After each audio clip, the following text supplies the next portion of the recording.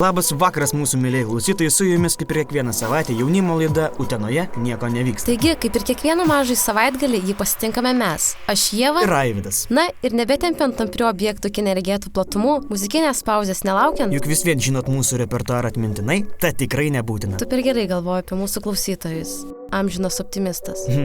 Taip ir skubant iššiaupti Ievą, Nevaidink, mes abu... mums tik menedžerė taip liepia sakyti. Esmė ta pati, jaunimas nė velnio nežino, kas aplinkui vyksta. Menininkai, muzikantai, sportininkai, organizacijų atstovai. Jie organizuoja renginius jūsų malonumui. Problema tame, jog informacija apie tai jūsų nepasiekia. Problemos sprendimas? UNN. Ketvirtadienį 7 val. Vakare. Utenos radija. Rankenėlės pasukiojami iki 103,9 FM dažnio. Paliekam jūs virškinti tai, ką pasakėm. Ir šokam į muzikinį intarpą.